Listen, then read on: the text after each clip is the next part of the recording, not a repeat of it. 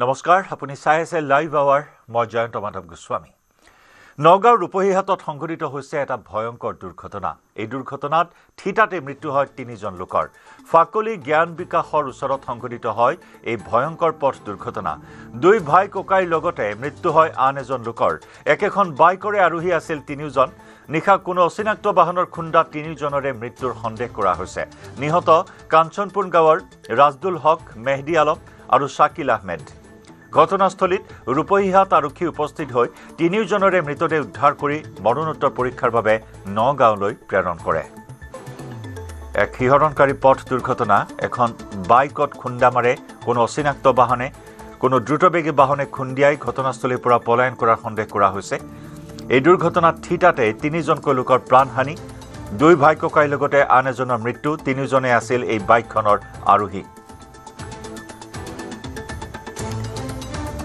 আমাৰ স্থানীয় সংবাদদাতা মুজামিল হকৰ সৈতে সংযুক্ত হৈছো মুজামিল দুৰ্ঘটনাৰ শেহতীয়া খবৰ কি লাভ কৰিছে অচিনাক্ত বাহনৰ কিবা সন্ধান লাভ কৰিবলৈ সক্ষম হৈছে নে নাই বৰ্তমান আৰক্ষীয়ে হয় জয়ন্ত ৰূপহীহাটৰ ফাকলিৰ জ্ঞান বিকাশৰ সন্মুখত সাধাৰণতে ইয়াক জনা হয় এক্সিডেণ্টৰ হট স্পট বুলি জনা যায় আৰু তাতে যোৱা নিশা এক ভয়াৱহ পথ দুৰ্ঘটনা সংঘটিত হৈ পেলাই ঠিতাতে তিনিজন লোকৰ মৃত্যু হয় আৰু মৃত্যু হোৱা তিনিজন লোক হৈছে কাঞ্চনপুৰ গাঁৱৰ ৰাজাদুল হক মেহদি আলম আৰু শাকিল আহমেদ ইয়াৰে দুজন হৈছে ভাই ককাই আৰু বাকী এজন শাকিল আহমেদ যিজন আছে এজনটো ওচৰ চুবুৰীয়া হয় আৰু এই যিটো দুৰ্ঘটনা সংঘটিত হৈছে অচিনাক্ত বাহনে খুন্দিয়াই পেলাই পলায়ন কৰে যিহেতু নিহাৰ ভাগত ঘটনাটো সংঘটিত হৈছিলে বিপৰীত দিশৰ পৰা আহি থকা অচিনাক্ত বাহনে খুন্দিয়াই পলায়ন কৰাৰ সন্দেহ কৰিছে স্থানীয় ৰাইজে আৰু এতিয়ালৈকে আৰক্ষীয়ে কিন্তু এই অচিনাক্ত বাহনখনক এতিয়ালৈকে সন্ধান উলিয়াব পৰা নাই যিহেতু এই ঠাইডোখৰ দুৰ্ঘটনাৰ হট স্পট বুলি জনা যায় ইয়াত যিমান সুৰক্ষা প্ৰদান কৰিব লাগিছিলে কিমান সময়ত এই দুৰ্ঘটনা সংঘটিত হৈছে নিশা প্ৰায় 11 মান বজাত এই ঘটনা সংঘটিত হৈছে আৰু এই যিহেতু নিশা 11 বজাত সংঘটিত হৈছে তেতিয়া সেই ঠাইডোখৰত কিন্তু প্ৰায় জনশূন্য হৈ আছিল আৰু পৰৱৰ্তী সময়ত স্থানীয় ৰাইজে গৈ পেলাই এই দুৰ্ঘটনা সংঘটিত হোৱাৰ পিছত শব্দ শুনি পেলাই স্থানীয় ৰাইজে ঘটনাস্থলীত উপস্থিত হৈ পেলাই তেওঁলোকক উদ্ধাৰ কৰে যদিও ইতিমধ্যে তেওঁলোকৰ মৃত্যু হোৱাৰ পৰৱৰ্তী সময়ত আৰক্ষীৰ লোকসকল আহি পেলাই এই তিনিজনক উদ্ধাৰ কৰি নগাঁও অসামৰিক চিকিৎসালয়লৈ প্ৰেৰণ কৰে মৰণোত্তৰ পৰীক্ষাৰ বাবে মুজামিল বিভিন্ন সময়ত দেখা যায় যে পথ সুৰক্ষা বা পথ সজাগতাৰ বিভিন্ন ধৰণৰ অভাৱ দেখিবলৈ পোৱা যায় সমান্তৰালকৈ যিসমূহ নীতি নিয়ম থাকে সেই নীতি নিয়মসমূহ উলংঘা কৰা দেখা যায় বিভিন্ন সময়ত সুৰাপান কৰি বাহন চলোৱা হয় বা এখন বাইকত যেনেদৰে তিনিজন উঠি আহিল তিনিজনে যাত্ৰা কৰিছিল এই বাইকখনত আৰু দ্ৰুতবেগী কোনো বাহনৰ খুন্দাত এই দুৰ্ঘটনা সংঘটিত হ'ল আপুনি উল্লেখ কৰিছে এটা অত্যন্ত দুৰ্ঘটনা প্ৰৱণ অঞ্চল গতিকে প্ৰশাসনৰো এই ক্ষেত্ৰত বহুখিনি কৰোণীয় আছে হয় এই ক্ষেত্ৰত প্ৰশাসনৰ যথেষ্টখিনি কৰোণীয় আছে যিহেতু যি ঠাইডোখৰত দুৰ্ঘটনা সংঘটিত হৈছে এই ঠাইডোখৰৰ পৰা ৰূপহী আৰক্ষী থানা বেছি এটা দূৰত নহয় নিশ্চয় কাষতে থানা আৰু বাহনখনত যিহেতু তিনিখন আছিলে বাইকখনত তিনিজন আৰোহী আছিল আৰু তিনিজন আৰোহী গৈ পেলাই এটা বাইকত যোৱাটো এইটো সাধাৰণতে আইনৰ ভিতৰত নপৰে আৰু এই যি দুৰ্ঘটনা সংঘটিতৰ সময়ত যিহেতু জনশূন্য অৱস্থাত আছিলে কিন্তু তাৰ পিছত অৱশ্যে ৰাইজে গম পাই পেলাই তেওঁলোকক উদ্ধাৰ কৰে কিন্তু এটা কথা ইয়াত উল্লেখ কৰিব লাগিব যিখিনি পথ সুৰক্ষাৰ বাবে যিখিনি কৰোণীয় যিখিনি কৰিব লাগে এই ঠাইডোখৰত যিখিনি কৰিব লাগে যিহেতু এইটো দুৰ্ঘটনা প্ৰৱণ এলেকা তাৰ কাৰণে যিখিনি প্ৰশাসনে কৰিব লাগে সেইখিনি কিন্তু প্ৰশাসনে কৰা নাই তাত কেইটামান ডিভাইডাৰ দি পেলাই প্ৰশাসনে ডিভাইডাৰ কেইটামান দি পেলাই তাত নিজৰ দায়িত্ব সামৰিছে জয়ন্ত ধন্যবাদ মুজামিল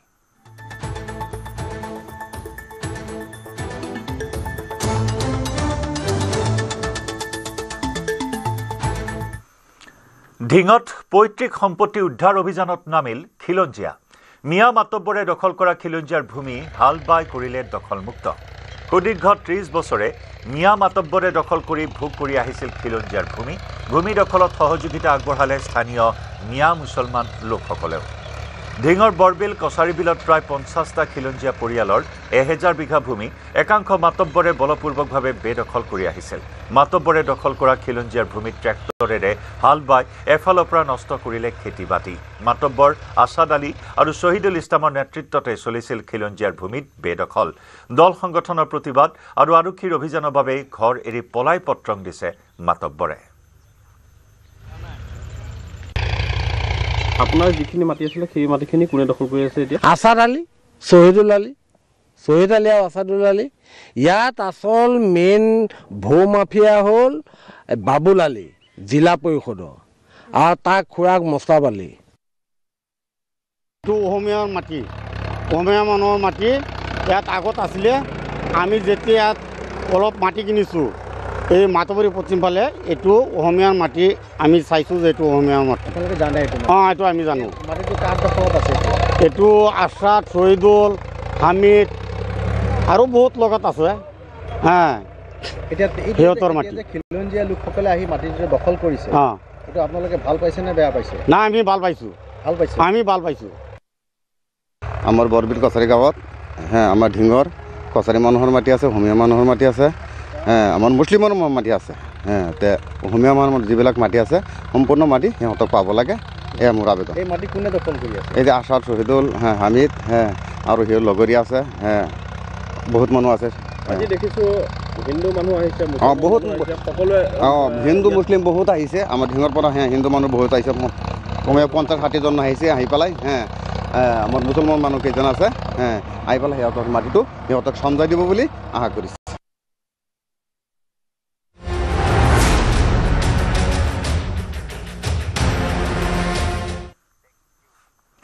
নিশা 12 বজাৰ পৰা অচল 108 সেৱা।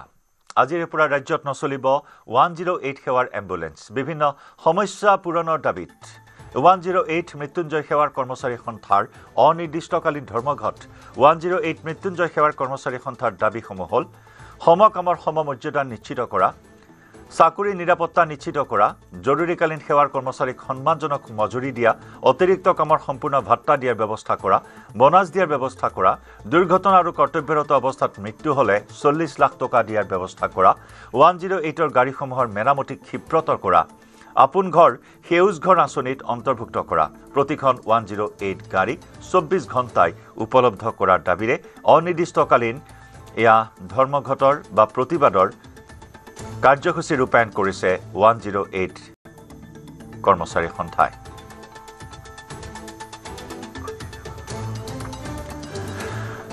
ইপিনে আন্দোলনৰ কাৰ্যসূচী গ্ৰহণ কৰাৰ পিছত প্ৰতিক্ৰিয়া প্ৰকাশ কৰিছে মুখ্যমন্ত্ৰী ডক্টৰ হিমন্ত বিশ্ব শৰ্মাই।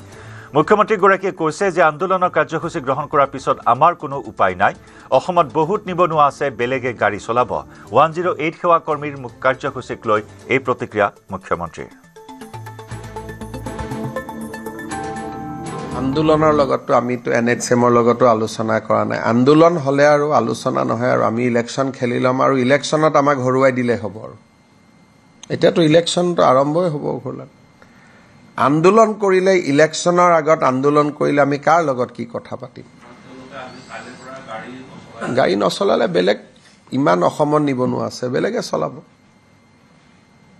গাড়ীটো চলিয়ে থাকিব, গাড়ী নচলাকৈ ক'ত থাকিব? এই আন্দোলনৰ কাৰ্যসূচী ইতিমধ্যে কাৰ্যকৰী কৰিছে 108 মৃত্যুঞ্জয় সেৱাৰ। এই মুহূৰ্তত আমি যোগাযোগ স্থাপন কৰিছোঁ 108 মৃত্যুঞ্জয় সেৱাৰ কৰ্মচাৰী সন্থাৰ যুটীয়া সম্পাদক আছিক হুছেইনৰ সৈতে। আছিক হুছেইন ডাঙৰীয়া, আপোনাৰ পৰা জানিব বিচাৰিছোঁ এই আন্দোলনৰ কাৰ্যসূচী যিহেতু আপোনালোকে আজিৰে পৰা ৰূপায়ণ কৰিছে, অৰ্থাৎ নিশা 12 বজাৰ পৰা কাৰ্যকৰী কৰিছে এই আন্দোলন, যিসমূহ দাবী আছে এই দাবীসমূহৰ বিষয়ে আকৌ এবাৰ আপোনাৰ পৰা জানিব বিচাৰিছোঁ। হয়, পোনপ্ৰথমে সদৌ অসম এসভাত মৃত্যুঞ্জয় কৰ্মচাৰী সন্থাৰ পৰা আপোনালোকক ধন্যবাদ জ্ঞাপন কৰিছোঁ। আমাৰ যি কাৰ্যসূচী আছিলে, আমি যোৱা ৰাতি 12 বজাৰ পৰা আমাৰ কাৰ্যসূচী ৰূপায়ণ কৰিছোঁ। আৰু এই কাৰ্যসূচী আমি বিগত বহুত দিনৰ পৰা চলাই আহিছিলোঁ। প্ৰতিবাদী কাৰ্যসূচী আমাৰ দাবীসমূহ উত্থাপন কৰি আহিছিলোঁ। যিহেতু বিভিন্ন সময়ত আমাৰ দাবীখিনি উত্থাপন হোৱাৰ পিছতো আমাৰ দাবীখিনি সমস্যাৰ সমাধান নহ'ল, তাৰ বাবে আমি উপায়ন্তৰ হৈ আমি অনিচ্ছা সত্ত্বেও অসমৰ ৰাইজৰ ওচৰত প্ৰথমে ক্ষমা খুজিব বিচাৰিছোঁ যে এই সেৱা আমি আপোনালোকক আজিৰ পৰা হয়তো দিব পৰা নাই, তাৰ বাবে আমি নিশ্চয় দুখিত।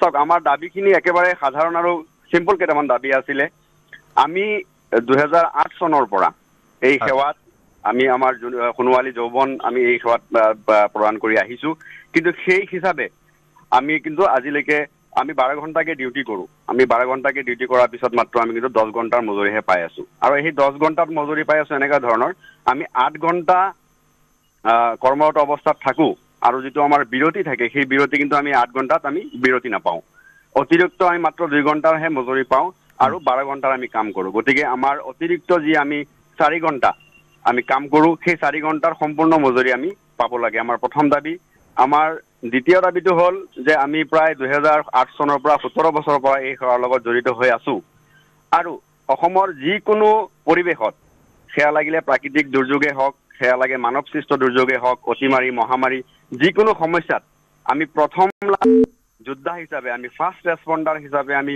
আত্মজনৰ কাষত আমি চাপো কিন্তু সেই হিচাপে আজিলৈকে আমাৰ এই খিলঞ্জীয়া 3000 কৰ্মচাৰীৰ চাকৰিয়া ব্যক্তিগত চাকৰিটো ব্যক্তিগত খণ্ডৰ অধীনত আমি কাম কৰি আছো গতিকে আমাৰ সেই যে আমি ৰাইজক যিটো সেৱা প্ৰদান কৰো তাৰ তুলনাত আমি আমাৰ চাকৰি নিয়মীয়াকৰণৰ দাবী উত্থাপন কৰিছো আৰু আমি সেই ধৰণৰ মৰ্যাদা আমি কিন্তু আজিলৈকে পোৱা নাই গতিকে আমাৰ দ্বিতীয় দাবী হ'ব যে যাতে আমাৰ চাকৰিটো নিয়মীয়াকৰণ হয় আৰু অসমৰ 3000 খিলঞ্জীয়াই যাতে আমি ইয়াত আমি সুখে শান্তিৰে আমি কাম কৰি যাব পাৰো আমাৰ পৰিয়াল ইতিমধ্যে মুখ্যমন্ত্ৰীগৰাকীৰ প্ৰতিক্ৰিয়া নিশ্চয় আপুনি অৱগত হৈছে মুখ্যমন্ত্ৰীগৰাকীয়ে স্পষ্টকৈ জনাইছে যে আন্দোলনৰ কাৰ্যসূচী গ্ৰহণ কৰাৰ পিছত চৰকাৰৰ আনো কোনো উপায় নাই অসমত বহুত নিবনুৱা আছে বেলেগে গাড়ী চলাব এয়া মুখ্যমন্ত্ৰীৰ প্ৰতিক্ৰিয়া গতিকে তেনেস্থলত আপোনালোকে কি আশা কৰিছে কেনে ধৰণৰ সঁহাৰি লাভ কৰিব বুলি আশা প্ৰকাশ কৰিছে এই মুহূৰ্তত হয় হয় নিশ্চিতভাৱে চাওক আমি আন্দোলনৰ পক্ষপাতী আমিও নহয় আৰু আন্দোলনৰ ভাষাৰে আমি কথাখিনি আমিও জনাব বিচৰা নাছিলো কিন্তু বিগত প্ৰায় 17 বছৰৰ পৰা আমাৰ দাবীসমূহ আমি উত্থাপন কৰি বিভিন্ন অফিচত সংশ্লিষ্ট বিভাগক অসম চৰকাৰৰ মাননীয় মুখ্যমন্ত্ৰী মহোদয়ক অসমৰ স্বাস্থ্য মন্ত্ৰী মহোদয়ক বিভিন্ন সময়ত আমি স্মাৰক পত্ৰ প্ৰদান কৰিছো আমি বিভিন্ন সময়ত তেওঁলোকক লগো কৰিছো তাৰ পিছতো কিন্তু আমি প্ৰায় 17টা বছৰ অপেক্ষা কৰিছো যে আলোচনাৰ মাধ্যমে আমাৰ সমস্যাখিনি সমাধান হওক কিন্তু যেহেতু 17টা বছৰে আমাৰ আলোচনাৰ মাধ্যমে আমাৰ সমস্যাখিনি সমাধান নহল যাৰ বাবে উপায়ন্তৰ হৈ আজি এই পদক্ষেপ ল'বলৈ আমি বাধ্য হৈছো চাওক আমি 17টা বছৰ পাৰ কৰাৰ পিছত আজি যদি হয়তো মুখ্যমন্ত্ৰীয়ে সন্মানীয় মুখ্যমন্ত্ৰী মহোদয়ে যদি কয় যে আমাক উলিয়াই দি বেলেগ মানুহৰ জৰিয়তে এই সেৱা চলাব তাত কিন্তু আমাৰ বিশেষ ক'ব লগা একো নাথাকিব কাৰণ আমি গণতান্ত্ৰিক প্ৰক্ৰিয়াৰে প্ৰতিবাদ কৰিছো আৰু গণতান্ত্ৰিক প্ৰক্ৰিয়াৰে আমাৰ দাবীসমূহ আমাৰ সমস্যাসমূহ সমাধান কৰাৰ কাৰণে আমি মুখ্যমন্ত্ৰী মহোদয়ক আপিল জনাইছো অনুৰোধ জনাইছো আজি এই মঞ্চৰ পৰাও আমি অনুৰোধ জনাম যদি আমাৰ সাধাৰণ আৰু ন্যূনতম সমস্যাখিনি যদি তেওঁলোকে সমাধান কৰি দিব বিচাৰে বা দিয়াৰ সদ ইচ্ছা থাকে তেন্তেহ'লে আমি যিকোনো মুহূৰ্তত আমি আন্দোলন প্ৰত্যাহাৰ কৰাবলৈ আমি প্ৰস্তুত আছো হয় এতিয়া যিখিনি সমস্যা হ'ব আপোনালোকৰ এই ধৰ্মঘটৰ বা আন্দোলনৰ কাৰ্যসূচীৰ বাবে কাৰণ সকলোৰে প্ৰথম সাৰথি হৈছে 108 মৃত্যুঞ্জয় সেৱা প্ৰথম পছন্দ বা কোনো এটা দুৰ্যোগৰ সময়ত আপুনি উল্লেখ কৰাৰ দৰে কোনো এটা বিপদৰ সময়ত এজন ৰোগীৰ কাষত আপোনালোকে তৎমুহূৰ্ততে উপস্থিত হোৱাৰ প্ৰয়াস কৰিছে গতিকে তেনেস্থলত এই অনিৰ্দিষ্টকালীন যি ধৰ্মঘট আন্দোলনে এক বৃহৎ সমস্যাৰ সৃষ্টি কৰিব বিশেষকৈ গ্ৰামাঞ্চলৰ ৰোগীসকলৰ মাজত হয় হয় নিশ্চয় মই প্ৰথমে সেইকাৰণে আপোনাক কথাখিনি কৈছিলো যে মই অসমবাসীৰ ওচৰত ক্ষমা প্ৰাৰ্থী যে আজি এনেকুৱা অনিচ্ছাকৃতভাৱে এটা অনাকাংক্ষিত পৰিৱেশৰ সৃষ্টি হ'ব লগা হৈছে কিন্তু ইয়াৰ পূৰ্বে আমি আকস্মিকভাৱে এই সেৱা বন্ধ কৰি দিয়া নাই আমি ইয়াৰ পূৰ্বে প্ৰায় 15 দিন 1 মাহৰ আগৰ পৰা আমি বিভিন্ন প্ৰকাৰে নোটিছ বা স্মাৰক পত্ৰ প্ৰদান কৰি আহিছো যে আমাৰ এই সমস্যাখিনি সমাধান কৰক আৰু যদি আপোনালোকে সমস্যা সমাধানখিনি কৰিব নোৱাৰে আমি কিন্তু 1 ডিচেম্বৰৰ পৰা অনিৰ্দিষ্টকালীন কৰ্মসূচীত যাবলৈ বাধ্য হ'ম আৰু এই সময়ছোৱাত হয়তো নিশ্চিতভাৱে অসম চৰকাৰে তেনেকুৱা কোনো ব্যৱস্থা কৰিব আমাৰো ইচ্ছা নাই আমিও দুখ পাওঁ যেতিয়া আমাৰ কাষৰ মানুহজন বা আমাৰ অসমৰ যিকোনো মানুহ যেতিয়া এই যন্ত্ৰণাত বা এনেকুৱা এটা আকস্মিক সময়ত যাতে আমাক ওচৰত যদি নাপায় আমি 17 বছৰ এই সেৱাত প্ৰদান কৰাৰ পিছত এনেকুৱা এটা পৰিৱেশত আমাৰ অসমৰ ৰাইজক ঠেলি দিবলৈ আমি অন্তৰৰ আজি দুখ পাই আছো আমি কষ্ট পাই আছো কিন্তু আমি যেহেতু আমি নিজৰ জীৱন সুৰক্ষাৰ কাৰণে আমাৰ জীৱন যুদ্ধত আমি ল'ৰা ছোৱালীক যিখিনি সুবিধা দিব লাগে আমাৰ পৰিয়ালক যিখিনি সুবিধা দিব লাগে সেইখিনি আমি পোৱা নাই যাৰ বাবে আমি বাধ্য হৈ আজি এই কামখিনি আমি কৰিব লগা হয় প্ৰতিবাদ আমি কৰিব লগা হৈ আছে হয় আমি পুনৰবাৰ আপোনাৰ পৰা জানিব বিচাৰিছো যে সন্মুখত 26 নিৰ্বাচন গতিকে নিৰ্বাচনৰ পূৰ্বে বিভিন্ন ধৰণৰ প্ৰতিশ্ৰুতি প্ৰদান কৰি আহিছে ৰাজ্য চৰকাৰে বা মুখ্যমন্ত্ৰী ডক্টৰ হিমন্ত বিশ্ব শৰ্মাই আকৌ সেই একেটাই প্ৰসংগ মুখ্যমন্ত্ৰীগৰাকী যেটো স্পষ্ট কৰি দিছে যে কোনো ধৰণৰ কথা নাথাকে যদি আন্দোলনৰ পন্থা লয় গতিকে তেনেস্থলত ২৬ নিৰ্বাচনৰ পূৰ্বে আপোনালোকৰ এই সমস্যাসমূহ সমাধানৰ আশা আপোনালোকে কৰিছে হয় নিশ্চিতভাৱে আমি কোনো নিৰ্বাচন কেন্দ্ৰিক আমাৰ এই প্ৰতিবাদ নহয় বা হঠাৎ আমি এই অকল নিৰ্বাচন ২৬ত আহিলে বুলিয়ে যে আমি নিৰ্বাচনৰ পূৰ্বে তেনেকুৱা কোনো প্ৰতিবাদ আমি কাৰ্যসূচী লৈছো তেনেকুৱা কোনো কথা নাই আমি এই সমস্যাখিনি আমাৰ এই দাবীখিনি আজি এদিনীয়া দাবী নহয় দুদিনীয়া দাবী নহয় বা ছমাহ এক বছৰৰ দাবী নহয় আমি বছৰ বছৰ ধৰি দাবীখিনি উত্থাপন কৰি আহিছো গতিকে আমাৰ বাবে সন্মুখত নিৰ্বাচন আছে নে নাই সেই কথাটোত কিন্তু আমি চোৱা নাই বা আমাৰ চোৱাৰ কোনো প্ৰয়োজন নাই আমাৰ দাবীসমূহ সাধাৰণ একেবাৰে ন্যায্য গণতান্ত্ৰিক দাবী সেই দাবীখিনি আমি যিকোনো সময়ত উত্থাপন কৰি আহিছো আজি উত্থাপন কৰি আহিছো গতিকে এই মঞ্চৰ পৰা আকৌ সন্মানীয় মুখ্যমন্ত্ৰী আমাৰ মুখ্যমন্ত্ৰী মহোদয়ক আমি দুবাৰ বা তিনিবাৰ আমি আমাৰ সন্থাৰ ফালৰ পৰা মুখ্যমন্ত্ৰী মহোদয়ক আমি লগো কৰিছিলো তেওঁ আমাক আশ্বাসো দিছিলে আৰু তেওঁ নিজেও কৈছিলে যে হয় আমাৰ দাবীখিনি একেবাৰে ন্যায্য দাবী আৰু এইখিনি সমস্যা সমাধান হ'ব লাগে আৰু খুব সোনকালে তহঁতৰ সমস্যাখিনি আমি সমাধান কৰিম বুলি আমাক বাৰে বাৰে ২-৩ বাৰ আমাক আশ্বাসো দিছিলে আৰু সেই আশ্বাসত আশ্বাসিত হৈ আমি আজি বহু বছৰৰ পৰা অপেক্ষা কৰি আছিলো আজিও এই মঞ্চৰ পৰা সন্মানীয় মুখ্যমন্ত্ৰী মহোদয়ক অনুৰোধ জনাম যে আমাৰ এই হাৰণ দাবীখিনি আমাক আপুনি সমাধান কৰি আমাক আমি যেনেকৈ ১৭ বছৰে এই সেৱা আগবঢ়াই আহিছিলো এই সেৱাটো আমি আকৌ অসমৰ ৰাইজক যাতে দিব পাৰো সেই সুবিধাখিনি আমাক কৰি দিয়ক ধন্যবাদ জ্ঞাপন কৰিছোঁ আছিক হুছেইন ডাঙৰীয়া আপোনালোকৰ সমস্যাৰ কথাখিনি আজি উল্লেখ কৰিলে আমিও আশা কৰিছোঁ আপোনালোকৰ এই সমস্যা সমাধান হওক আপোনালোকৰ যিসমূহ দাবী আছে এই দাবীসমূহ দৃষ্টিগোচৰ হওক ৰাজ্য চৰকাৰৰ ধন্যবাদ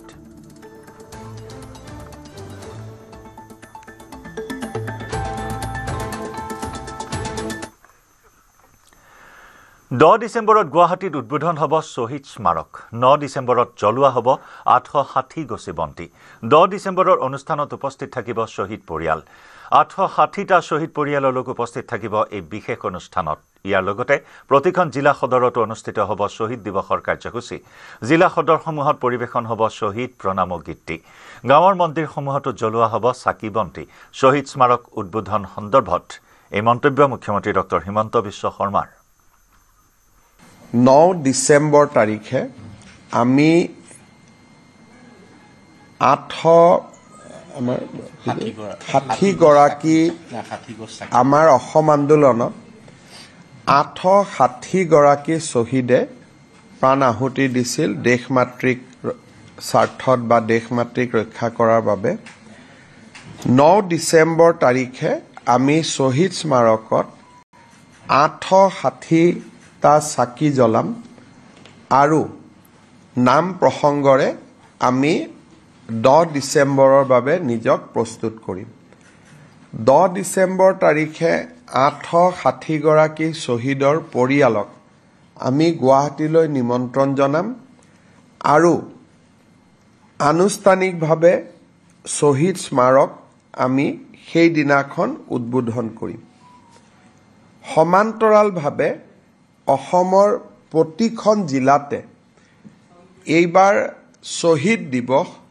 পালন কৰা হ'ব আৰু প্ৰায় 1000ৰ পৰা 10000লৈ জিলাসমূহৰ জনসংখ্যা অনুসৰি শ্বহীদ প্ৰণামো তোমাক এই গীতটি আনুষ্ঠানিক পৰিৱেশন কৰা হ'ব আৰু 10 ডিচেম্বৰত আমি অসমবাসী ৰাইজক অনুৰোধ কৰিম যে নিজ নিজ বাসভৱনত তেওঁলোকে নিজৰ নামঘৰত এগছি চাকি জ্বলাই আমাৰ জাতীয় শ্বহীদসকললৈকে যাতে নিজৰ শ্ৰদ্ধাঞ্জলি আগবঢ়াই বা জ্ঞাপন কৰে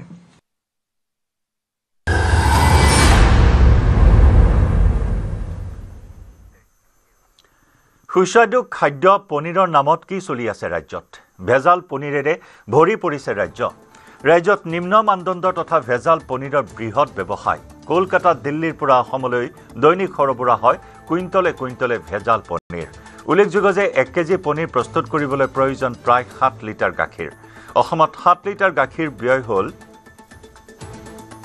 অসমত 7 লিটাৰ গাখীৰৰ ব্যয় হ'ল ঠাই ভেদে 350ৰ পৰা 385 টকা কিন্তু অসমত প্ৰতি কেজি পনীৰ বিক্ৰী হৈ আছে 260ৰ পৰা 350 টকা দৰত নিউজ 18ৰ সৰজমিন অনুসন্ধানত পোহৰলৈ আহিছে এই বিশেষ তথ্য কেৱল যোৰহাটলৈকে কলকাতা দিল্লীৰ পৰা দৈনিক 15 পৰা 20 কুইণ্টল পনীৰ আমদানি হয় প্লাষ্টিকৰ ড্ৰাম আৰু থাৰ্মোকলৰ বাকচত সৰবৰাহ কৰা হয় এই ভেজাল পনীৰ যোৰহাট তথা অসমৰ বিভিন্ন ঠাইত অধিকাংশ বিয়া ভোজ-ভাতত কাৰিকৰসকলে এনে কম দামী পনীৰ ব্যৱহাৰ কৰি আহিছে বহু সংখ্যক হোটেল ৰেষ্টুৰেণ্ট ফাষ্ট ফুডৰ বিপণী আদিতো ভেজাল পনীৰ ব্যৱহাৰ কৰা হয় নিউজ 18ৰ বাতৰি পিছতে যোৰহাট জিলা প্ৰশাসনৰ নিৰ্দেশত খাদ্য সুৰক্ষা বিষয়াৰ দলে যোৰহাটলৈ অহা এনে পনীৰৰ বহুকেইটা নমুনা পৰীক্ষাৰ বাবে সংগ্ৰহ কৰিছে জনস্বাস্থ্যৰ প্ৰতি ভাবুকিৰ সৃষ্টি কৰা এই ভেজাল পনীৰ ব্যৱসায়ৰ বিৰুদ্ধে কি ব্যৱস্থা লয় সেয়া পৰৱৰ্তী সময়ত পৰিলক্ষিত হ'ব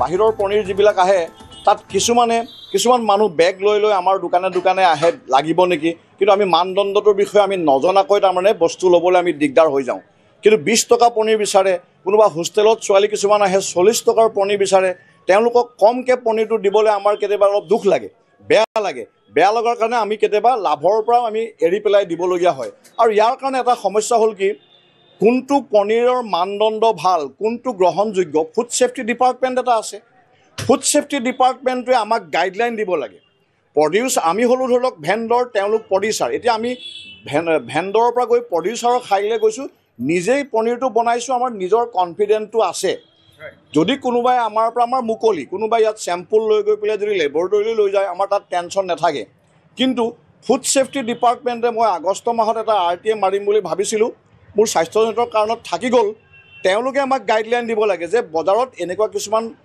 নিম্ন মানদণ্ডৰ বা বেলেগ ধৰণৰ পনীৰ থাকে আপোনালোকে এইবিলাক চাই চিতি ল'ব বা নল'ব কিন্তু আজিলৈকে আমি কোনো ফুড সেফটি ডিপাৰ্টমেণ্টৰ মানুহ ইয়াত অহা নেদেখোঁ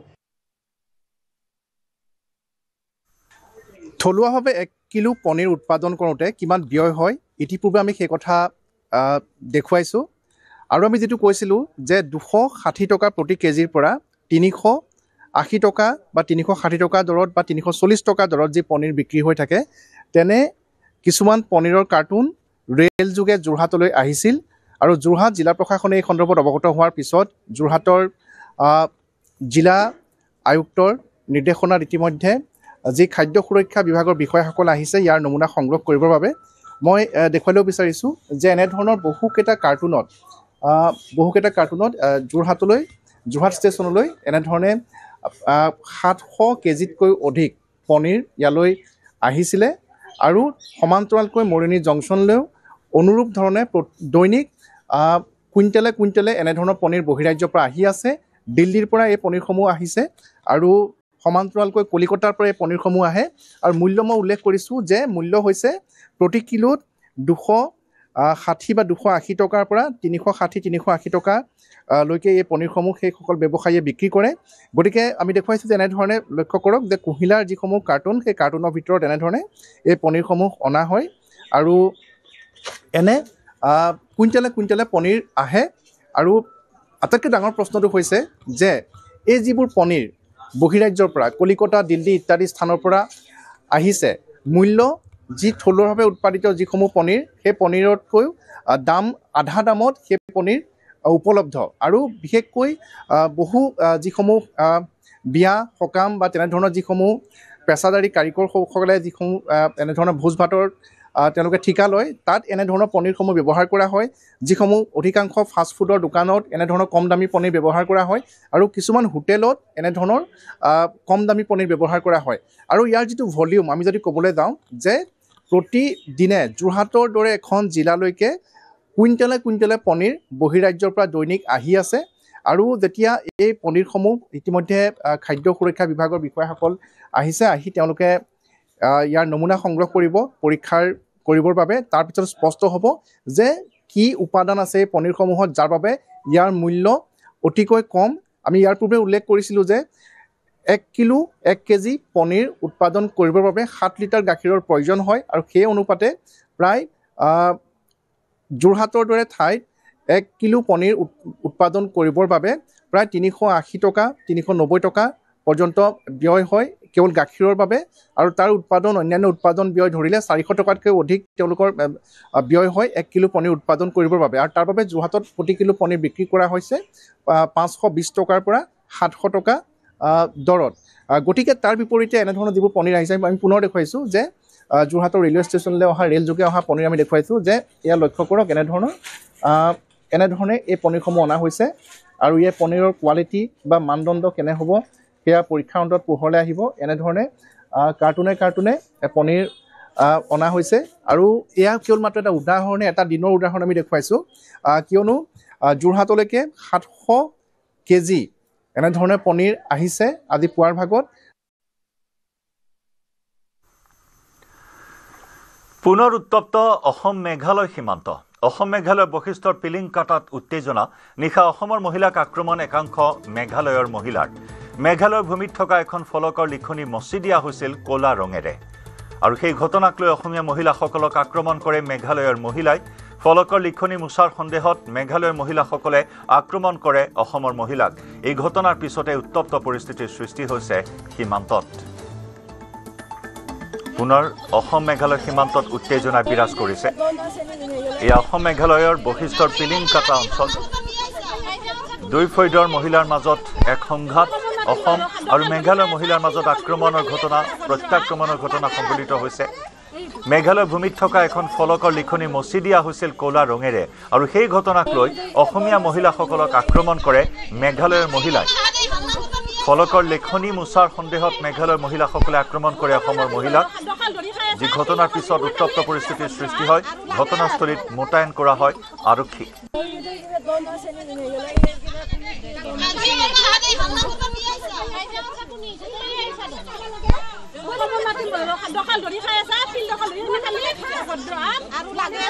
লগ লাগিছে আগতে আমি ওলাই গ'লোঁ দুজন মাইকী ওলাই গৈছোঁ যোৱাতে মাইকী এটা আহিছে কৈছে মোৰ খং উঠিছে ইয়াৰ পৰা ওলাই যা ইয়াতে এইবিলাক যে মুচিছে কোনে মুচিছে মই আৰু ক'লোঁ বোলে ইয়াতে আমিতো মুচা নাই কোনে মুচিছে কি মুচিছে এই চাইনবোৰ্ডখন ক'লা দি মুচি দিয়া বুলি কৈছে মই আৰু কৈছোঁ ইয়াতে কোনে মুচিব ইয়াতেতো কোনো নাই আমি নাইয়ে কালি দিনটো আমি বাহিৰতে আছোঁ তাৰপিছত নহয় তোহাতে মুচিছা বোলে তই মুচিছা সেনেকৈ তাৰপিছত মই বোলো সেনেকৈ ধৰি তাইতো খেদি আহিছে এনেকৈ গাত ধৰি গোটেই এনেকৈ ধৰি মোৰ হাতত মচি কৰি দিলা দিয়াওঁতে মই আগুৱাই গ'লোঁ তাৰপিছত ছাৰহঁতে মোক আৰু গুচাই দিছে গুচাই দিয়াতে ওলাই আহিলোঁ আমি দুজনী মাইকী ভাৰতী আৰু মই ওলাই গুচি আহিলোঁ আৰু সিহঁতক আৰু যদি পাল আকৌ কোৱা নাই না মই ইয়াত এনেকৈ গুচি আহিলোঁ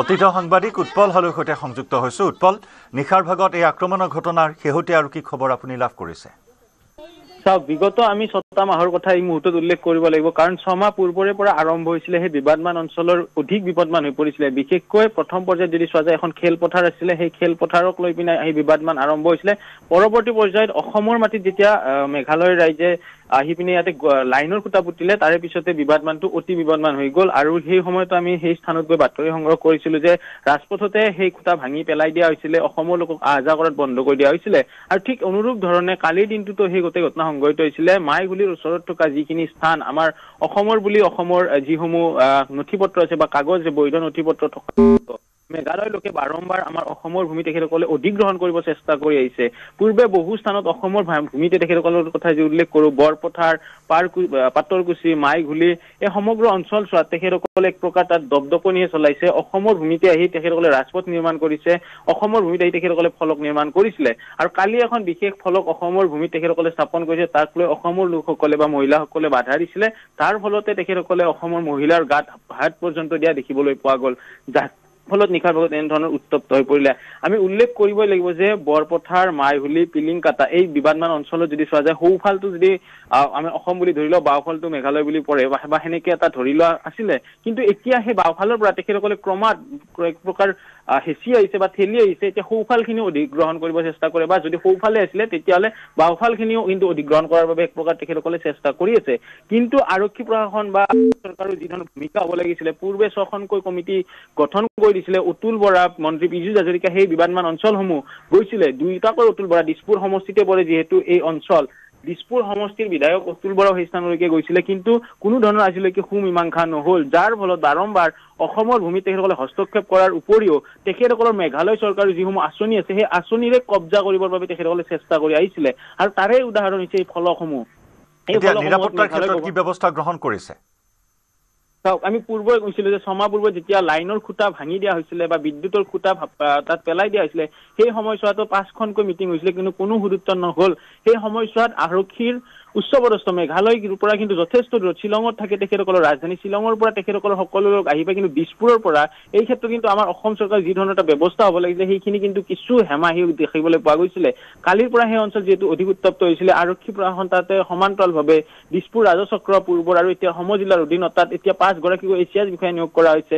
দিছপুৰ সমষ্টিত যি ধৰণে মন্ত্ৰী বিধায়কে হওক বা আৰক্ষী প্ৰশাসনে গীত থাকিব লাগিছিলে সেই কিন্তু আমি পূৰ্বৰে পৰা দেখিবলৈ পোৱা নাই যাৰ সুযোগ তেখেতসকলে গ্ৰহণ কৰি সোঁফালৰ পৰা বাওঁফাললৈকে বা বাওঁফালৰ পৰা সোঁফাললৈকে তেখেতসকলে অধিগ্ৰহণ কৰাৰ কিন্তু এক প্ৰকাৰ অধিক ধন্যবাদ জনাইছো আপোনাক।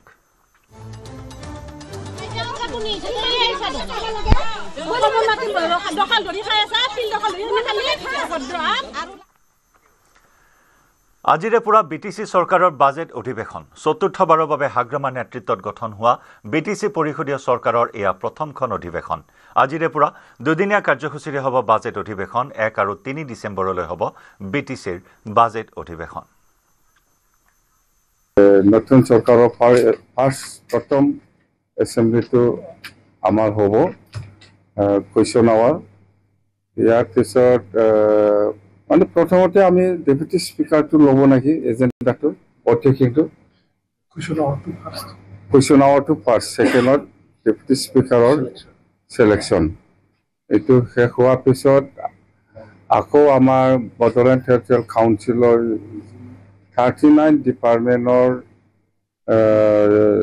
যিটো ৰিভিউ মিটিং গভৰ্ণমেণ্ট অফ আছামৰ পৰা আমাৰ মন্ত্ৰী জয়ন্তমল্ল বৰুৱা ডাঙৰীয়া আহিব, অজন্তা বাইদেউ ফাইনেন্স মিনিষ্টাৰ আহিব, চিফ ছেক্ৰেটাৰী আহিব আৰু ফাইনেন্সৰ ছেক্ৰেটাৰী বহুত ষ্টাফ আহিব। তো গোটেই বিটিচি যিখিনি 39 ট্ৰেন্সফাৰ ডিপাৰ্টমেণ্ট ইয়াৰ ওপৰত যিখিনি চলাব কাৰণে যিখিনি মেন পাৱাৰৰ পৰা আৰম্ভ কৰি ফাইনেন্সলৈকে সেইবিলাক গোটেই ডিপাৰ্টমেণ্টটো আলোচনা কৰা হ'ব। আৰু বিটিচিৰ অধিৱেশন সম্পৰ্কে আমাৰ কোকৰাঝাৰৰ পৰা সংবাদদাতা সুৰজ বসুমতাৰীৰ প্ৰতিবেদন আগবঢ়াইছো। হয়, আজি 1 ডিচেম্বৰ। এই 1 ডিচেম্বৰ অৰ্থাৎ 1 ডিচেম্বৰ আৰু 3 ডিচেম্বৰ এই দুদিনীয়া কাৰ্যসূচীৰে বিটিচিৰ যি নতুন হাগ্ৰামা মহিলাৰ নেতৃত্বাধীন পৰিষদীয় চৰকাৰ BPFৰ সেই পৰিষদীয় চৰকাৰখনৰ প্ৰথমখন বাজেট অধিৱেশন অনুষ্ঠিত হ'ব। আজিৰ এই যি প্ৰস্তুতি সেই প্ৰস্তুতি মই দেখুৱাব বিচাৰিছোঁ। প্ৰথমবাৰৰ বাবে যিখন বাজেট অধিৱেশন অনুষ্ঠিত হ'ব তাৰ বাবে এক বিশেষ ধৰণে এটা প্ৰস্তুতি চলোৱা হৈছে। বিশেষকৈ নিৰাপত্তাৰ দিশটো লক্ষ্য ৰাখি কটকটীয়া নিৰাপত্তা ব্যৱস্থা গ্ৰহণ কৰা পৰিলক্ষিত হৈছে। এয়া বিটিচিৰ সদৰ কোকৰাঝাৰ চহৰৰ বডোফা নগৰস্থিত বিটিচি সচিবালয় চৌহদ, সেই চৌহদ প্ৰৱেশ কৰাৰ যি মূল প্ৰৱেশ পথ তাতে এনেধৰণৰ পৰিৱেশ বিৰাজ কৰা পৰিলক্ষিত হৈছে। মুঠতে যোৱা 29 নৱেম্বৰত যিটো কাণ্ড সংঘটিত হ'ল বিটিচি সচিবালয়ত সেই কাণ্ডৰ প্ৰতি লক্ষ্য ৰাখি কটকটীয়া নিৰাপত্তা ব্যৱস্থা বেহু গঢ়ি তোলা হৈছে। লগতে ইয়াতে অসম আৰক্ষী, কামাণ্ডো বাহিনী আৰু CRPFৰ বাহিনী মোতায়েন কৰা হৈছে যাতে কোনো ধৰণৰ অপ্ৰীতিকৰ পৰিস্থিতি উদ্ভৱ হ'ব নোৱাৰে। 29 নৱেম্বৰত যিটো ঘটনা সংঘটিত হ'ল তাৰ পৰিপ্ৰেক্ষিতত বিটিচি সচিবালয় চৌহদৰ লগতে যি প্ৰৱেশ পথ আৰু প্ৰস্থান পথ চাৰিওফালে কটকটীয়া নিৰাপত্তা ব্যৱস্থা গঢ়ি তোলা হৈছে। লগতে বেৰিকেড বিভিন্ন স্থানত তেওঁলোকে নিৰ্মাণ কৰি দিছে। যিকোনো ধৰণৰ যান বাহনৰ প্ৰৱেশৰ ক্ষেত্ৰতো কঠোৰ ব্যৱস্থা গ্ৰহণ কৰা হৈছে। মুঠতে যাতে কোনো ধৰণৰ অপ্ৰীতিকৰ পৰিস্থিতি ঘটাই এনেধৰণৰ নহয়। প্ৰথমবাৰৰ বাবে আমি পৰিলক্ষিত কৰিছোঁ কোকৰাঝাৰৰ যি বডোফা নগৰস্থিত বিটিচি সচিবালয়ৰ যি বিটিচিৰ অধিৱেশন, সেই অধিৱেশনৰ বাবে এনেধৰণৰ কটকটীয়া নিৰাপত্তা ব্যৱস্থা বেহু গঢ়ি তোলা প্ৰথমবাৰৰ বাবে আমি প্ৰত্যক্ষ কৰিছোঁ। চাৰিওফালে সষ্টম হৈ আছে আৰক্ষী, অসম আৰক্ষী, কামাণ্ডো বাহিনী আৰু CRPF। মুঠতে যিকোনো ধৰণৰ অপ্ৰীতিকৰ পৰিস্থিতি যাতে অধিৱেশন চলি থকা সময়ত অঘটন ঘটাব নোৱাৰে তাৰ কাৰণে এনেদৰে তেওঁলোকে প্ৰস্তুতি চলাইছে আৰু সামগ্ৰিক পৰিস্থিতি মই এইখিনি দেখুৱাবৰ চেষ্টা কৰিছে আৰু ইতিমধ্যে আমি গম পাইছোঁ যে 10 বজাৰ পৰা যি BTCৰ অধিৱেশন সেয়া অনুষ্ঠিত হ'ব আৰু 1 আৰু 3 ডিচেম্বৰত এই অধিৱেশন অনুষ্ঠিত হ'ব। আৰু BTC নৱগঠিত পৰিষদীয় চৰকাৰৰ প্ৰথমখন অধিৱেশন আৰম্ভ হোৱাৰ পূৰ্বে শনিবাৰে এপছুৰ নেতৃত্বত BTC সচিবালয়ত উগ্ৰ প্ৰতিবাদ সংঘটিত হয়। কোকৰাঝাৰৰ বড়োলেণ্ড অতিথিশালাত সংবাদমেলত হাগ্ৰামা মহিলাৰীয়ে এই অভিযোগ উত্থাপন কৰে। লক্ষণীয়ভাৱে প্ৰতিবাদকাৰীয়ে শনিবাৰে লণ্ডভণ্ড কৰিছিল BTC সচিবালয়। পৰাজয় মানি ল'ব নোৱাৰি সচিবালয়ত আক্ৰমণ কৰা বুলি অভিযোগ তোলে হাগ্ৰামাই। নিৰ্বাচনত ধৰাটো মানি ল'ব পৰা নাই এপছু আৰু UPPLে।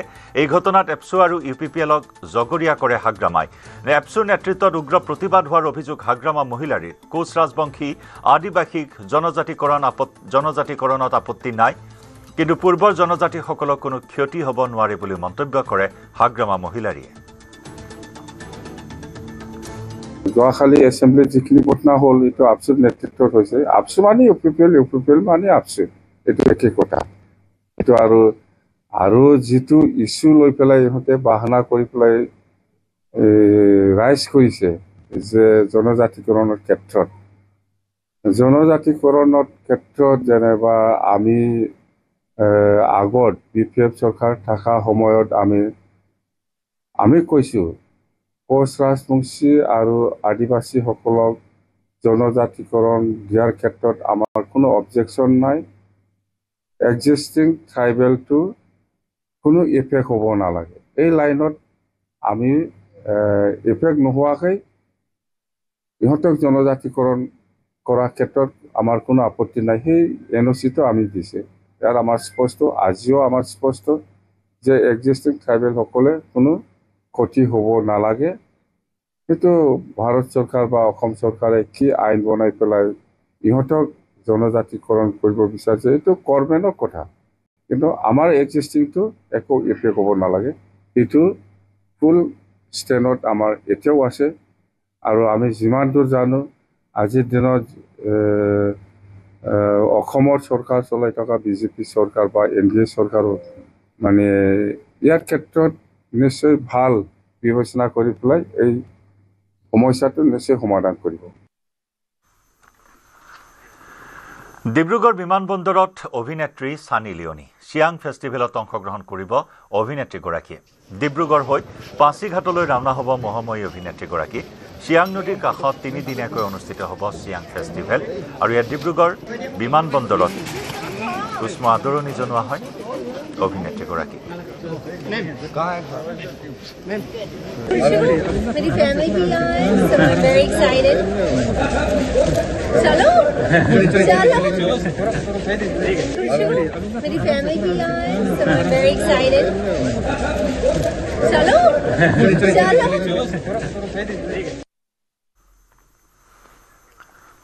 ৰাজ্যৰ ভিন্ন প্ৰান্তৰ লগতে গহপুৰত আৰম্ভ SR প্ৰক্ৰিয়া।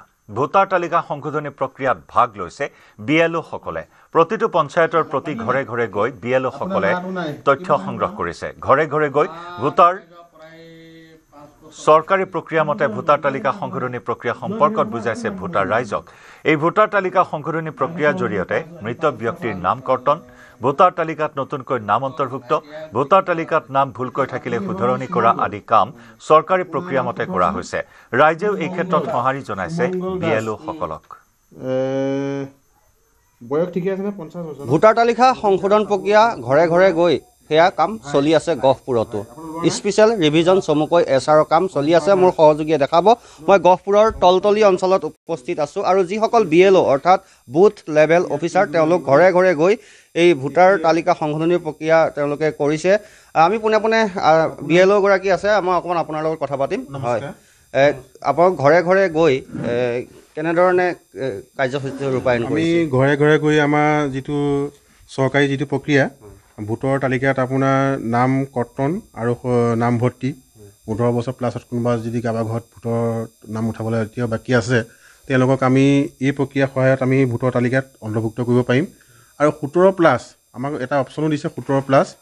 তেওঁলোকো মানে এইবাৰ আহিব, কিন্তু ভোট দিবলৈ বিধানসভাৰ সময়ত যদি ভোট দিবলৈ তেওঁলোকৰ বয়স উপযুক্ত হয় তেতিয়া ভোট দিব পাৰিব। নামভৰ্তি মানে তেওঁলোকৰ নামটো ভোটৰ তালিকাত উঠিব। নহ'লে মানে তেওঁলোক মানে লিষ্টত থাকিব, ভোট দিব নোৱাৰিব। আৰু ভোট কৰ্তন যিসকল ধৰি লওক ডেড হৈ গৈছে, নাম এতিয়াও ইয়াত আছে, আমি ঘৰে ঘৰে জৰীপ কৰি পেলাই তেওঁলোকৰ নাম বিচাৰি উলিয়াইছোঁ। হয়, যিহেতু ভোটাৰ তালিকা যিসমূহ কৰ্তন হয়, বহু বছৰ ধৰি তেওঁলোক কৰ্তন হোৱাই নাছিল নেকি? নাই, এতিয়া এওঁলোকৰ ঘৰতে মাক পালোঁ, মিলন দাস বুলি কয়, 5 বছৰ হৈ গৈছে তেওঁ। 5 বছৰ তেখেতৰ নাম এতিয়ালৈকে কৰ্তন হোৱাই নাই, গতিকে আজিহে ধৰা পৰিছে যে তেখেত ডেড বুলি। সেই ক্ষেত্ৰত এতিয়া আমি এইটো আকৌ বিভাগীয়ক জনাম, কাটিবৰ কাৰণে আমি পৰামৰ্শ দিম। আপোনালোকে এদিনত কিমান ঘৰ কৰি আছে, কিমান ঘৰ কৰিব লাগে? বৰ্তমান প্ৰথমতেতো 10 ঘৰমান কৰিছিলোঁ, এতিয়া মানে আমাক যিটো টাইম লাইন দি দিছে সেইকাৰণে বহুত ৰাতিপুৱাই উঠি আহি পেলাই ইয়াত কৰিবলগীয়া হৈছে, বহুত মানসিক হাৰাশাস্তি হোৱাৰ নিচিনা লাগিছে। মানে টাইম লাইনটো বহুত কম হোৱাৰ কাৰণে মোৰ প্ৰায় 1200 ভোটাৰক মই কণ্টেক্ট কৰিব লাগিব। হয়, নিশ্চয়। আৰু এয়া আছিল BLO গৰাকী, অৰ্থাৎ বুথ লেভেল অফিচাৰ, আৰু তেওঁ ঘৰে ঘৰে গৈ যি SR প্ৰক্ৰিয়া, যি ভোটাৰ তালিকা সংশোধনী প্ৰক্ৰিয়া তেওঁ ঘৰে ঘৰে গৈ কৰিছে। আৰু এনেদৰে আমি গহপুৰ তলতলিৰ পৰা কিছু দৃশ্য দেখালোঁ। লাইভ আৱাৰত আমি খবৰৰ ধাৰা অব্যাহত ৰাখিম। সময় হৈছে এটি চমু বাণিজ্যিক বিৰতি। এইটো মাইথান ষ্টিল নহয়, ওচৰ চুবুৰীয়াসকলে লগাইছে। ষ্ট্ৰং মানে মাইথান ষ্টিল।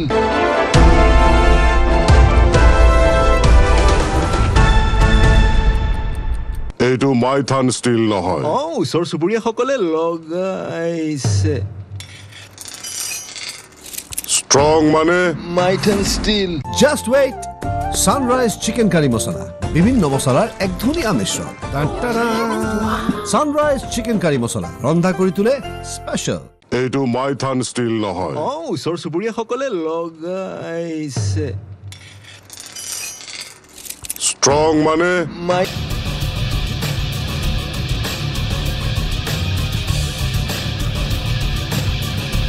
পুনৰ বিপদত সোনিয়া গান্ধী আৰু ৰাহুল গান্ধী।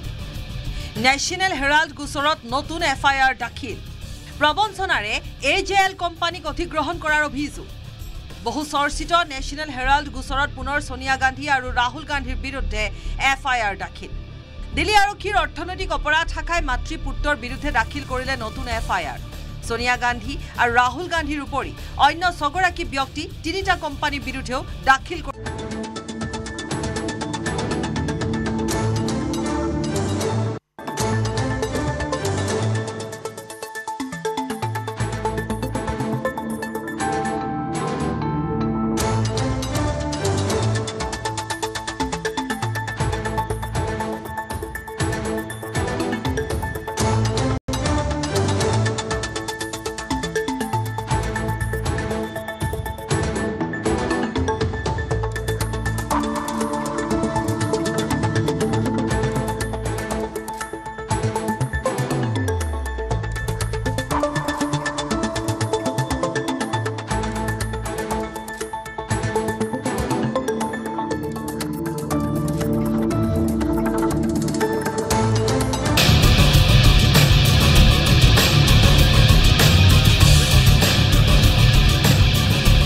পুনৰ বিপদত সোনিয়া গান্ধী আৰু ৰাহুল গান্ধী। নেশ্যনেল হেৰাল্ড গোচৰত নতুন FIR দাখিল। প্ৰবঞ্চনাৰে AJL কোম্পানীক অধিগ্ৰহণ কৰাৰ অভিযোগ।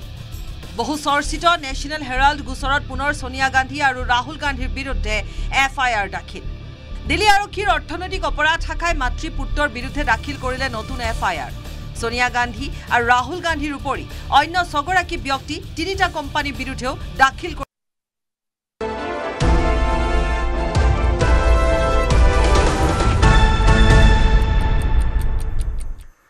খানাপাৰাৰ গণেশ মন্দিৰৰ সমীপত দুৰ্ঘটনা। নিয়ন্ত্ৰণ হেৰুৱাই দুৰ্ঘটনাত পতিত হয় এখন মালবাহী ট্ৰাক। দুৰ্ঘটনাত ট্ৰাকখনৰ চালক আৰু হেণ্ডিমেন আহত। ট্ৰাক দুৰ্ঘটনা হৈ ঘণ্টাৰ পিছত ঘণ্টা ধৰি বন্ধ হৈ পৰে ৰাষ্ট্ৰীয় ঘাইপথেৰে যাতায়াত। দীৰ্ঘ সময় উজনিৰ পৰা গুৱাহাটীলৈ অহা সকলো বাহন আবদ্ধ হৈ পৰে। পিছত যান বাহন আৰক্ষী উপস্থিত হৈ নিয়ন্ত্ৰণ কৰে তীব্ৰ যান-জঁট।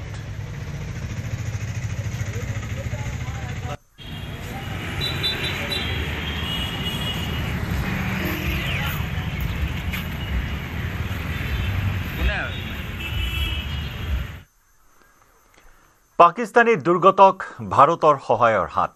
যি পাকিস্তানে নিৰীহ ভাৰতীয়ৰ ওপৰত আক্ৰমণ কৰে, যি পাকিস্তানে ভাৰতত কুটাঘাতমূলক কাম কৰিবলৈ সন্ত্ৰাসবাদীক আশ্ৰয় দিয়ে, সেই পাকিস্তানৰে দুৰ্গতৰ কাষত থিয় দি মহানুভৱতাৰ পৰিচয় দিলে ভাৰতে। শ্ৰীলংকাত দ্বিতীয় আহৰ বাবে বিপদত পৰা পাকিস্তানী নাগৰিকক MI-7 হেলিকপ্টাৰৰ সহায়ত উদ্ধাৰ কৰিলে ভাৰতে। দ্বিতীয় আহৰ প্ৰভাৱত স্তব্ধ শ্ৰীলংকাৰ জনজীৱন। বৰ্তমানলৈকে 334 জনৰো অধিক লোকে প্ৰাণ হেৰুৱাইছে চুবুৰীয়া ৰাষ্ট্ৰখনত। প্ৰায় 300 লোক সন্ধানহীন হৈ আছে। অন্ন, বস্ত্ৰ, বাসস্থানৰ বাবে হাহাকাৰ কৰিবলগীয়া হৈছে। শ্ৰীলংকাত দুৰ্গতসকলক উদ্ধাৰৰ বাবে ভাৰতে বিশেষ অভিযান চলাইছে, যাৰ নাম দিয়া হৈছে অপাৰেশ্যন সাগৰ বন্ধু। MI-7 হেলিকপ্টাৰেৰে বিশ্বৰ বিভিন্ন প্ৰান্তৰ দুৰ্গতক ভাৰতে উদ্ধাৰ কৰিছে। জাৰ্মানীৰ 2 জন, দক্ষিণ আফ্ৰিকাৰ 4 জন, শ্ৰীলংকাৰ 5 জন, পোলেণ্ডৰ 3 জন, ইৰাণৰ 3 জন, অষ্ট্ৰেলিয়াৰ 1 জন, বাংলাদেশৰ 3 জন, শ্ৰীলংকাৰ 9 জনক বৰ্তমানলৈকে উদ্ধাৰ কৰা হৈছে।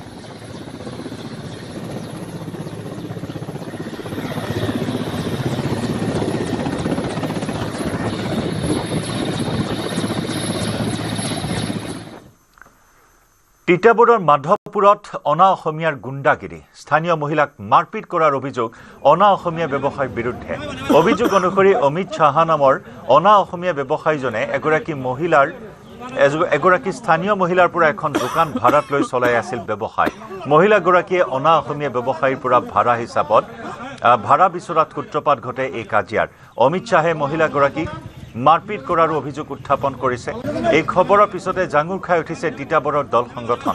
অৱশেষত ভুক্তভোগী মহিলাগৰাকীয়ে মাধৱপুৰ আৰক্ষী চকীত দাখিল কৰে এজাহাৰ। এসপ্তাহৰ ভিতৰত দোকানঘৰ খালী কৰি দিয়াৰ প্ৰতিশ্ৰুতি দি নিজৰ দোষ স্বীকাৰ কৰে। তাৰ পিছত ক্ষমা বিচাৰিলে অমিত শ্বাহে।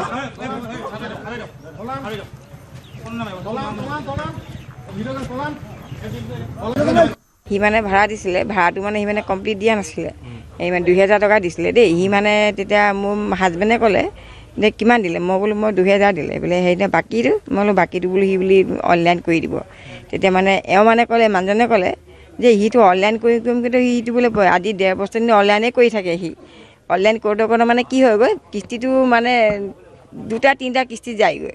মানে এওঁ মানে অকণমান ৰাফত অকণমান কৈ দিলে আৰু কোৱাৰ কাৰণে সি মানে একদম পূৰা সমানে লাগি গৈছে আৰু সি মোক খেদি আহিছে মাৰিবলৈ। তাতে খেদি আহি পেলাই সি মানে মোক মানে চৰ এটা মাৰিলে মানে একদম মোৰ একিত লাগিছে দেই, আৰু তাৰ নখ লাগিছে মোৰ এইডোখৰত। কালি বহুত দেৰিলৈকে মোক চেকচেকাইও আছে। তাতে সেই তেনেকুৱা হ'ল মানে কাহিনীটো। কালি মই এতিয়া বিচাৰিছোঁ মতে সি মোক মুঠতে দোকানখন খালী কৰি দিব লাগে। সিদ্ধান্তটো এসপ্তাহৰ ভিতৰত মই দোকানখন খালী কৰি দিব লাগে, আৰু যদিও মই কিবা ভুল কৰিছোঁ তাৰ কাৰণে মই ক্ষমা খুজিছোঁ ৰাইজৰ আগত। আকৌ ভৱিষ্যতে এনেকৈ নকৰোঁ। তুমি যে ভুল কৰিছা স্বীকাৰ কৰিছা তুমি? ভুলটোতো মোৰ মানে ভুলৰ কমতে ভুল হৈ গৈছে। মই মাৰিম বুলি মই অত নিজৰ পৰিয়াল ৰক্ষা কৰিবলৈ মই ঠেলি দিছিলোঁ। প্ৰাণৰ শিল্পী জুবিন গাৰ্গৰ সপোনৰ ছবি ৰৈ ৰৈ বিনালেৰ নতুন অভিলেখ। ইউৰোপৰ 2টি ছবিগৃহত প্ৰদৰ্শিত হ'ল অসমীয়া ছবিখন। ছুইডেনৰ ষ্টকহোম আৰু আয়াৰলেণ্ডত প্ৰদৰ্শিত হ'ল জুবিন গাৰ্গৰ ৰৈ ৰৈ বিনালে ছবিখন। ছবিগৃহত প্ৰাণৰ শিল্পীগৰাকীৰ প্ৰতি সন্মান জনাই প্ৰৱাসী অসমীয়াসকলে সংৰক্ষিত কৰিলে এখন আসন। অসমীয়াৰ স্বাভিমান, গামোচা আৰু জাপিৰে প্ৰথম শাৰীৰ প্ৰথম আসনখন প্ৰাণৰ শিল্পীগৰাকীৰ প্ৰতি সংৰক্ষিত কৰিলে প্ৰৱাসী অসমীয়াসকলে।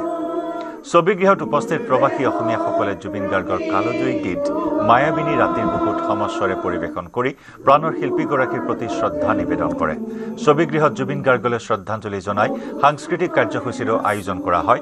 অনুষ্ঠানত উপস্থিত থাকে বিভিন্নজন। অনুষ্ঠানত উপস্থিত থকা লোকসকলে প্ৰাণৰ শিল্পীগৰাকীৰ সৈতে কটোৱা বিভিন্ন মধুৰ স্মৃতি খুঁৱৰি আৱেগিক হৈ পৰিল।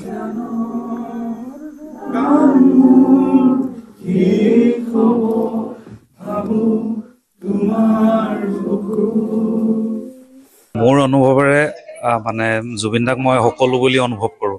তেখেতৰ প্ৰত্যেকটো গানত নিজক বিচাৰি পাওঁ, সুখতো দুখতো ধৰক মানে ফূৰ্তিটো সকলোতে, আৰু তেখেতক মানে প্ৰত্যেকটো কথাত অনুপ্ৰেৰণা হিচাপে ভাবোঁ।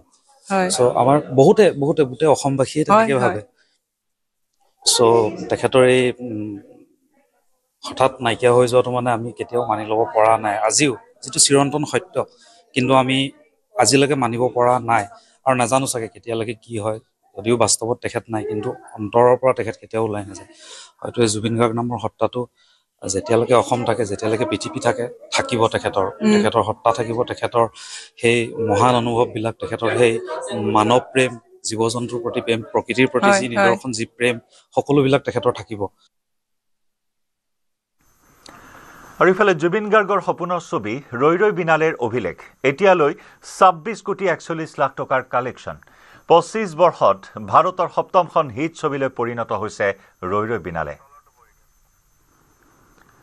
পৰৱৰ্তী খবৰ 17 বছৰ অনুৰ্ধৰ AFC কাপলৈ যোগ্যতা অৰ্জন ভাৰতৰ 17 অনুৰ্ধৰ দলৰ ইৰাণ 17 অনুৰ্ধৰ দলক পৰাস্ত কৰি যোগ্যতা অৰ্জন কৰিলে ভাৰতৰ 17 অনুৰ্ধৰ দলে আহমেদাবাদত অনুষ্ঠিত মেচখনত 2-1 গ'লৰ ব্যৱধানত ইৰাণক পৰাস্ত কৰে ভাৰতে প্ৰথম অৱস্থাতে 1 গ'লৰ ব্যৱধানত পিছ পৰি থকা ভাৰতে সুন্দৰ প্ৰত্যাৱৰ্তনেৰে 2-1 গ'লৰ ব্যৱধানত জয়ী হয়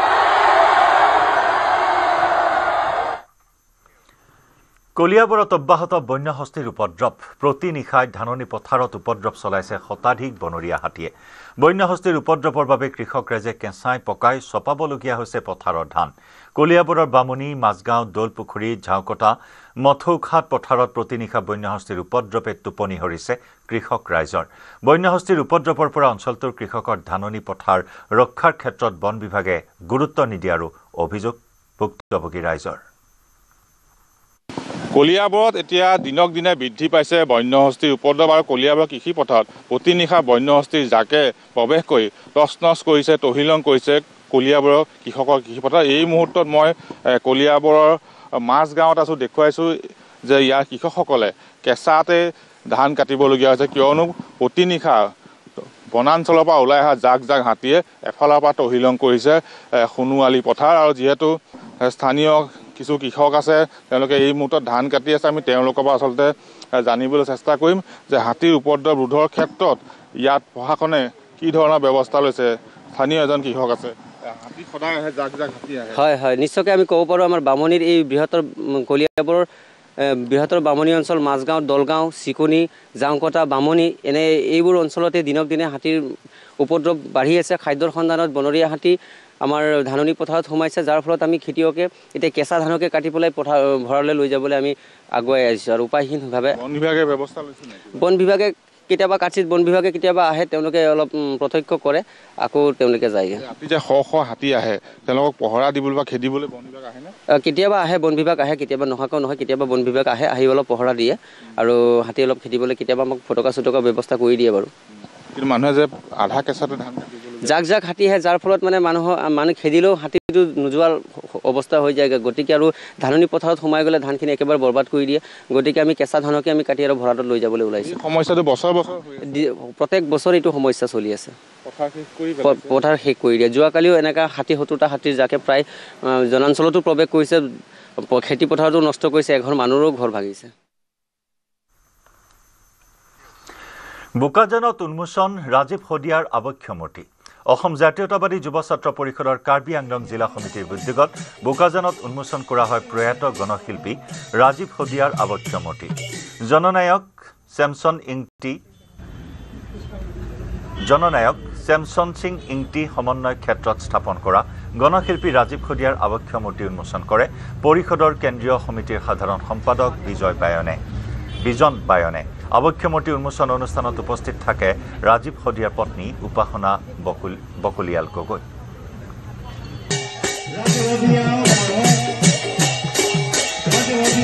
অসম জাতীয়তাবাদী যুৱ ছাত্ৰ পৰিষদৰ কাৰ্বি আংলং জিলা সমিতিৰ উদ্যোগত আৰু বোকাজান আঞ্চলিক সমিতিৰ সহযোগত এই বোকাজানত আমাৰ গণশিল্পী জনতাৰ শিল্পী প্ৰয়াত ৰাজীৱ শদিয়াৰ এটি প্ৰতিমূৰ্তি আজি আমি আনুষ্ঠানিকভাৱে উন্মোচন কৰিছোঁ আৰু আনুষ্ঠানিকভাৱে উন্মোচন কৰি আমি এটা কথা অনুভৱ কৰিছোঁ যে কেৱল কৰ্ম আৰু সৃষ্টিৰে মানুহে মানুহৰ মাজত অনাদি অনন্ত কাললৈকে জীয়াই থাকিব পাৰে গতিকে ৰাজীৱ শদিয়া তাৰ এটা উদাহৰণ যদিও আমি জীয়াই থকা অৱস্থাত ৰাজীৱ শদিয়া সম্পৰ্কত বহুত মানুহ অজ্ঞ আছিলে যে ৰাজীৱ শদিয়া আচলতে কোন কিন্তু মৃত্যুৰ পিছত যেতিয়া আমি চৰ্চা আৰম্ভ কৰিছিলোঁ যে ৰাজীৱ শদিয়া কোন ৰাজীৱ শদিয়া আছিল আচলতে প্ৰকৃত জনতাৰ শিল্পী একেবাৰে সমাজৰ খাটি খোৱা নিষ্পেষিত মানুহৰে গান গাইছিল আৰু যি গানৰ জৰিয়তে আচলতে জাতিটোক তেওঁ একত্ৰিত কৰিব বিচাৰিছিল জাতীয় জীৱনৰ সমস্যাখিনিক তেওঁ গানৰ জৰিয়তে প্ৰতিফলিত কৰি জাতিটোক ঐক্যবদ্ধ হৈ যাতে এটা জাতিটো শক্তিশালীভাৱে জীয়াই থাকিব পাৰে তেনেধৰণৰ এগৰাকী শিল্পী আছিল